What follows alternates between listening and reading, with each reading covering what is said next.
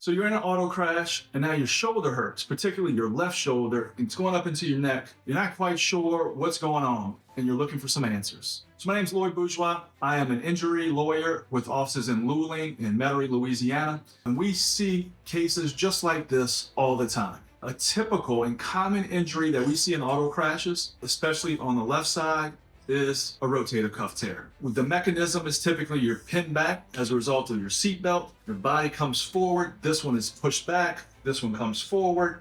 And it causes some amount of tearing in your rotator cuff. Your rotator cuff's the muscle around your shoulder here that kind of helps your arm move, right? Move forward, backwards, up and down. And so it can be injured as a result of that crash. I think in the past 3 years, out of our auto crash cases, a large percentage of them involve rotator cuff injuries. Rotator cuff injuries can be also difficult to diagnose right away too, because typically you're looking at your neck and your spine, and that's where it causes a lot of pain, is up here. And they treat this, but they don't always look in that shoulder region. Very painful injury. Many times it requires surgical intervention, depending on how it's torn. The recovery from a rotator cuff injury surgery can be very painful and it can be very long.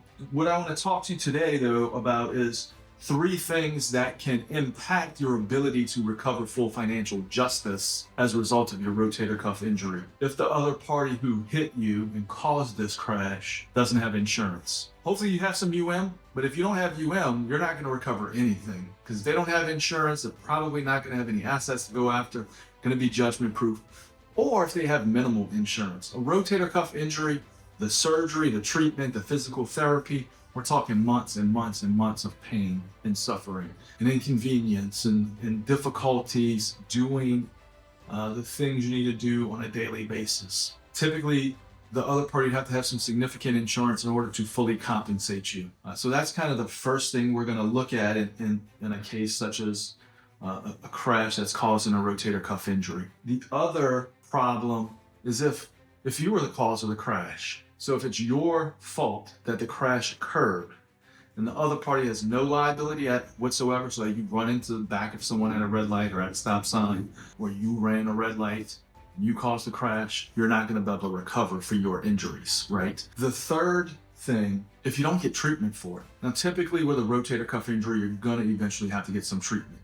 But oftentimes what we see is it starts out as a small tear, the pain is manageable, and so folks are like, I don't really think it's worth going to the doctor for, and they just keep living their life. But over time, it gets worse. And sometimes it doesn't get worse until later, after your ability to file a lawsuit has passed. Sometimes it doesn't get worse until months later, and it creates some issues, some questions about whether or not the crash is the cause of that rotator cuff injury. If you feel some pain in your shoulder, some limited range of motion in that shoulder, some pain in your neck, it's not going away, you really owe it to yourself to get it checked out as quickly as possible so it can be related to the crash if indeed it was caused by the crash. Again, my name is Loyd Bourgeois.